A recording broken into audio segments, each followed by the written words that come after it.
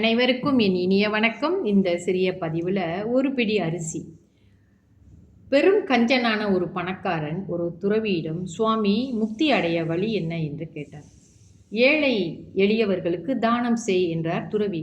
அன்று முதல் தினமும் ஒரு கைப்பிடி அரிசியை தானமாக செய்தான்.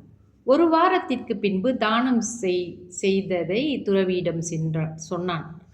பதில் எதுவும் சொல்லாமல் துறவி அங்கிருந்த மரத்தின் அடிப்பக்கத்தில் தன் நகத்தால் அப்படியே கீறினார்.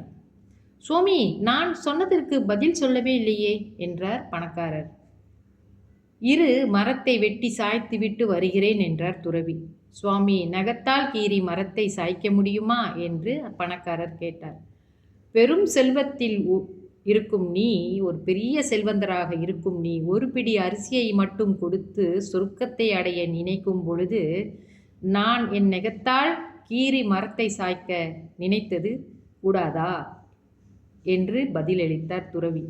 பணக்காரனுக்கு வெட்கத்தால் தலை குனிந்து சென்றான்.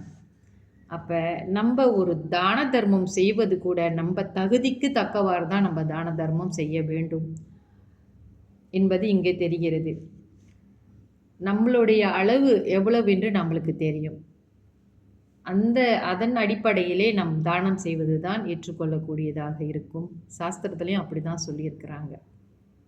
எல்லோராலும் தானம் செய்ய முடியும். இல்லாதவர்கள், பொருள் செல்வம் இல்லாதவர்களால் கூட தானம் செய்ய முடியும். அவரவர் கை இருப்பை பொறுத்து நாம் தானம் செய்வது தான் சிறந்த ஒரு அறிவுபூர்வமான விஷயம். சரிங்களா? அடுத்த பதிவில் நம்ம சந்திப்போம். நன்றி, வணக்கம்.